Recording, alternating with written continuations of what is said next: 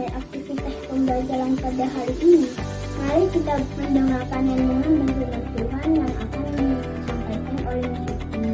Sebelum itu, mari kita memuji Tuhan dengan judul Berjagalah dan Berdoalah.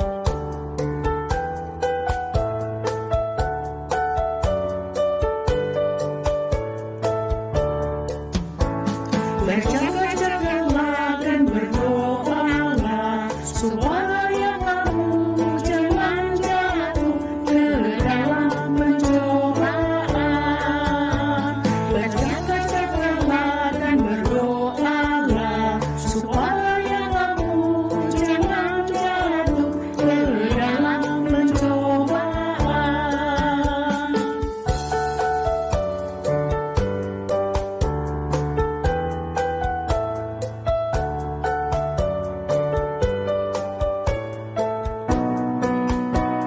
Berjaga-jagalah dan berdoalah supaya kamu jangan jatuh ke dalam pencobaan. Berjaga-jagalah dan berdoalah supaya kamu jangan jatuh ke dalam pencobaan. Sebelum kita mendengarkan firman Tuhan, mari kita bersatu hati dan berdoa. Tuhan Yesus yang baik, terima kasih atas berkat-berkat-Mu pada hari ini. Sebentar kami akan mendengarkan firman-Mu. Biarlah Engkau berkati hati, pikiran, dan telinga kami, agar dapat mengerti dan memahami firman-Mu dengan baik. Engkau berkati Miss Suti yang akan menyampaikan firman-Mu. Engkau juga berkati kesehatan Bapak dan Ibu dan teman-teman semua. Di dalam nama Tuhan Yesus kami berdoa. Amin.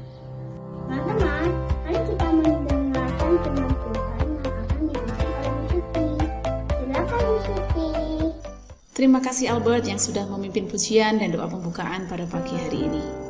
Anak-anakku semuanya, kita akan bersama-sama merenungkan firman Tuhan sebelum kita memulai kegiatan belajar kita. Tema yang akan kita renungkan pagi hari ini adalah berjaga dan berdoa. Firman Tuhan yang mendasarinya diambil dari Markus pasal 14 ayat 33 sampai 42. Demikian bunyi firman Tuhan.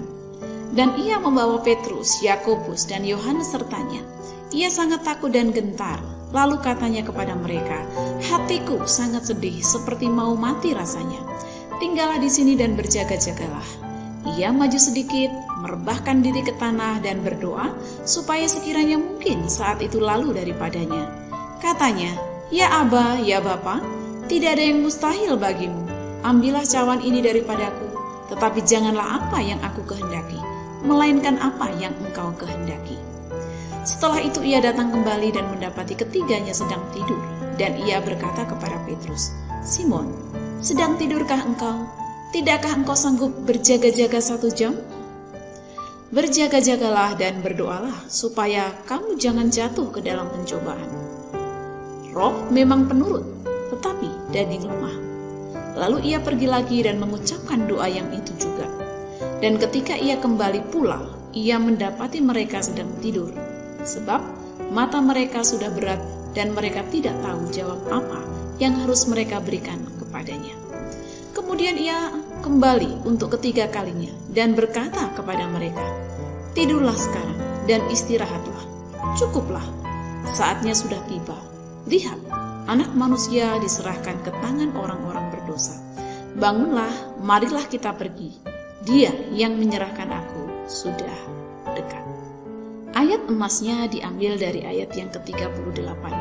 Berjaga-jagalah dan berdoalah supaya kamu jangan jatuh ke dalam pencobaan. Roh memang penurut, tetapi daging lemah. Anak-anak, pernahkah kalian melakukan seperti pada gambar ini? Kira-kira anak ini sedang melakukan apa ya? Ya, anak ini sedang mencuci tangan. Selain itu yang kita lihat, anak ini juga memakai masker. Lalu gambar yang kedua, ada orang yang sedang menjaga jarak satu dengan yang lain. Nah, pernahkah kalian melakukan seperti pada gambar yang ada di layar ini? Pernah ya, pasti ya. Anak-anakku semuanya, apa sih tujuan kita sering cuci tangan, memakai masker, kemudian juga menjaga jarak satu dengan yang lain? Kira-kira apa alasannya kita melakukan ini? Ada yang bisa membantu untuk menjawabnya? Iya, karena kita berjaga-jaga, menjaga supaya kita terhindar dari paparan COVID-19. Kita harus membentengi diri kita, berjaga-jaga, menjaga protokol kesehatan. Ada beberapa hal yang bisa kita lakukan untuk menjaga diri kita dari paparan COVID-19. Jadi, satu alasannya kenapa kita melakukan hal-hal seperti pada gambar, yaitu untuk berjaga-jaga. Kemudian, kita lihat gambar berikutnya. Ada gambar bukit yang begitu indah. Ada cerita yang menarik di balik bukit yang begitu indah. Kalau dalam bahasa Indonesia dinamakan Bukit Domba. Nah, apa kisah yang menarik di balik cerita gitu ya tentang Bukit Domba ini? Nah, pada tahun 1862 ada pasukan Prancis datang menyerbu Meksiko. Tentara Prancis ini berkemah di tengah Taman Orizaba di dekat Bukit Domba ini. Sementara tentara Meksiko menempati posisi di puncak bukit. Namun, jenderal dari pasukan Meksiko yang diberi tugas untuk menjaga akses masuk sampai ke puncak bukit itu ternyata ketiduran. Sehingga pasukan tentara Prancis dengan mudahnya sampai di puncak bukit. Dan apa yang terjadi? Akhirnya tentara Prancis pun menyerang dan membunuh 2000 tentara Meksiko yang tengah tertidur. Mengapa semuanya itu bisa terjadi? Karena yang pertama, tentara yang diberi tugas untuk menjaga akses masuk itu ketiduran. Yang kedua, tentara yang harusnya berjaga-jaga juga tengah tertidur. Ketika seseorang tertidur, dia nggak sadar apa yang terjadi di sekitarnya.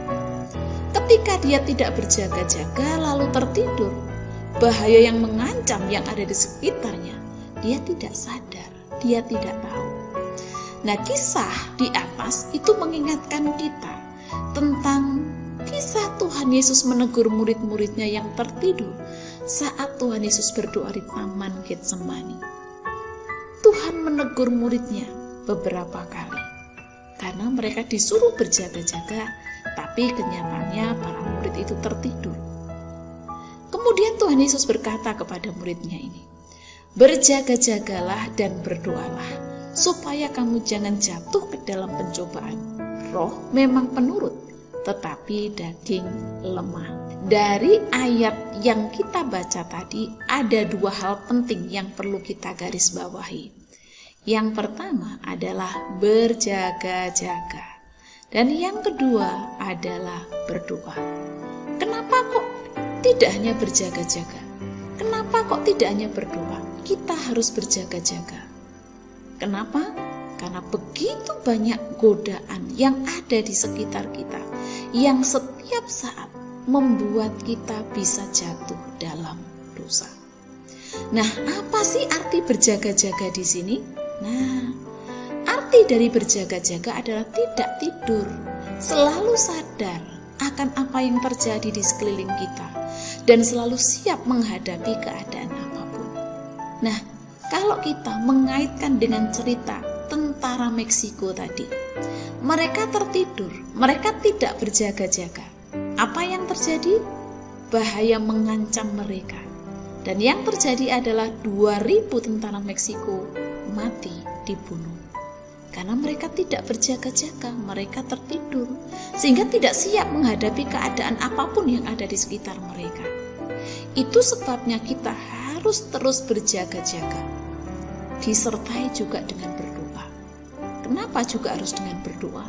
Karena sekuat-kuatnya manusia, kita tetap manusia yang rapuh. Kita tidak mampu berjaga-jaga tanpa Tuhan memberikan kekuatan kepada kita. Itu sebabnya berjaga-jaga juga disertai dengan berdoa. Lawan berjaga-jaga adalah ketiduran. Jika tidak berjaga-jaga, sama artinya dengan tidur. Ciri-cirinya, orang yang tidak berjaga-jaga adalah tidur atau ketiduran, sehingga tidak menyadari apa yang terjadi di sekelilingnya. Bukankah ini mirip dengan kisah tentara Meksiko tadi? Karena mereka tidur, tidak berjaga-jaga, tidak siap sedia menghadapi apapun yang terjadi di sekeliling mereka, ya sudah, bahaya siap mengancam mereka. Mengapa kita harus berjaga-jaga? Seperti yang Misuti tadi bilang, ada begitu banyak godaan di sekitar kita yang membuat kita mudah jatuh ke dalam dosa. Dosa apa saja sih yang mungkin bisa kita lakukan jika kita tidak berjaga-jaga? Misalnya, godaan untuk bolos sekolah atau tidak join Zoom, tapi justru main. Sudah tahu waktunya sekolah, sudah tahu waktunya join Zoom, bangunnya telat. Sehingga ya sudahlah, daripada telat nanti saya masuk, saya nanti ditegur sama guru, ya sudahlah gak masuk sekalian. Nah, itu godaan. Atau misalnya ada godaan malas mengerjakan tugas, malas belajar. Waduh tugasnya banyak sekali, satu belum dikerjakan, yang lain sudah menyusul.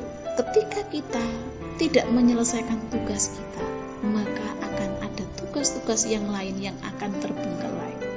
Ini godaan-godaan yang ada di sekitar kita. Bisa saja malas sekolah, bisa saja malas mengerjakan tugas, malas mengupload tugas misalnya. Kemudian ada godaan-godaan apa saja sih yang ada di sekitar kita yang membuat kita mudah jatuh dalam dosa. Misalnya, saat kita mengerjakan ulangan, tidak satu orang pun yang melihat kita. Mungkin kita tergoda. Waduh, papa mama menjanjikan aku loh dapat hadiah. Kalau saya bisa dapat 100, saya akan dapat hadiah.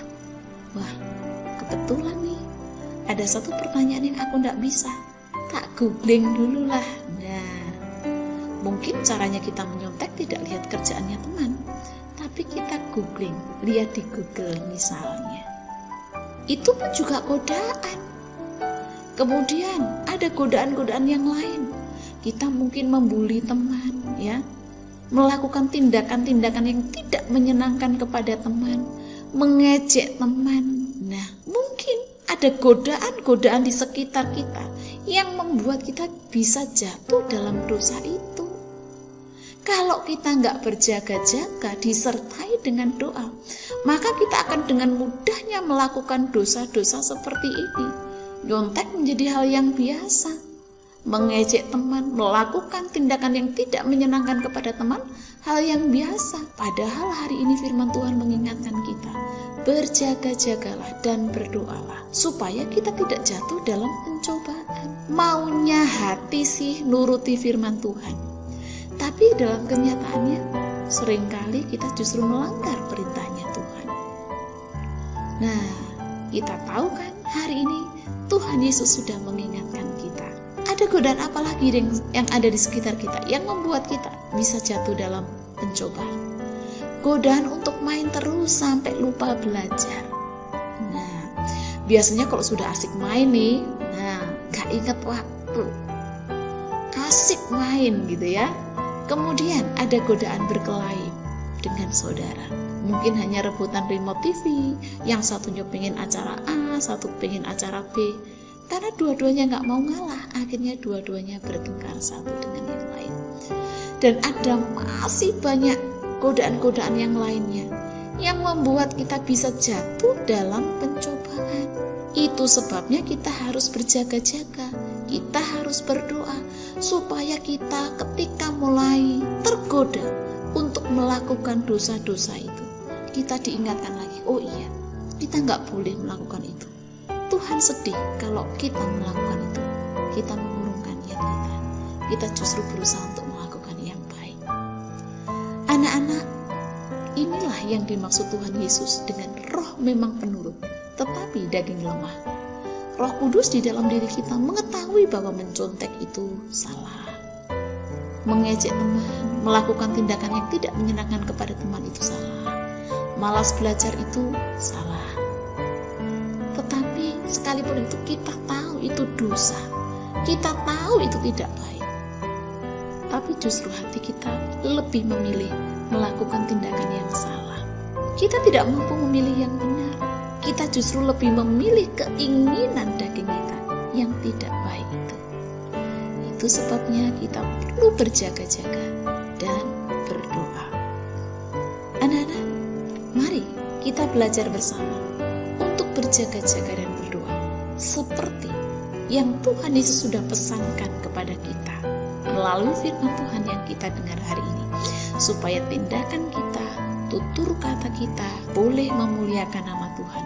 Ucapan-ucapan kita adalah ucapan-ucapan yang membuat suasana jadi sejuk, bukan ucapan-ucapan yang membuat hati orang lain panas. Sikap kita juga membuat suasana itu enak, suasana satu dengan yang lain bisa senang dan gembira. Jangan menimbulkan suasana yang tidak enak, jangan menimbulkan suasana yang tidak nyaman dengan sikap kita. Mari kita belajar untuk melakukan seperti yang Tuhan mau. Selamat berjuang menjadi anak-anak yang terus berjaga-jaga dan berdoa supaya kita tidak jatuh dalam pencobaan. Amin. Mari kita berdoa. Tuhan Yesus, kami sungguh bersyukur karena Tuhan sudah menyertai dan memberkati kami. Kami diberikan kesempatan mendengarkan firman Tuhan. Tolong kami supaya firman Tuhan yang kami dengar dapat kami pahami, dapat kami mengerti, dan kami lakukan dalam kehidupan kami. Kami sadar kami manusia yang lemah, yang setiap saat kami begitu mudah jatuh dalam pencobaan, jatuh dalam dosa. Itu sebabnya kami mohon pertolongan dari Roh Kudus, menolong dan menguatkan kami, memampukan kami, agar kami boleh berjaga-jaga, sehingga kami tidak mudah jatuh dalam pencobaan. Tutur kata kami, perilaku kami, boleh menunjukkan bahwa kami adalah anak-anak Allah, sehingga kehadiran kami di mana kami berada bisa menjadi berkat. Kami menyerahkan seluruh keluarga besar SDP Telah Tuju kepadamu ya Tuhan. Berkati kami semua, baik dari kepala sekolah, guru, staf karyawan, satuan keamanan, cleaning service, dan apapun tugas tanggung jawab kami. Berikan kepada kami kemampuan, sehingga kami dapat mengerjakan tugas dan tanggung jawab kami dengan baik. Kami juga siswa-siswi di tempat ini, berikan kepada kami hati yang sungguh-sungguh belajar, fokus saat belajar. Berkati juga orang tua dari siswa-siswi kami. Mungkin saat ini mereka juga sedang mengalami kesulitan di dalam setiap usaha dan kerja mereka. Tuhan boleh mencurahkan berkat-Mu atas mereka, sehingga kebutuhan-kebutuhan mereka bisa tercukupi. Terima kasih ya Tuhan, kami menyerahkan bangsa dan negara kami.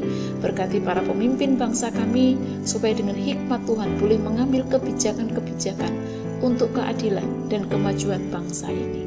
Terima kasih Tuhan, dalam nama Tuhan Yesus kami berdoa. Amin. Terima kasih anak-anakku semuanya, selamat belajar. Tuhan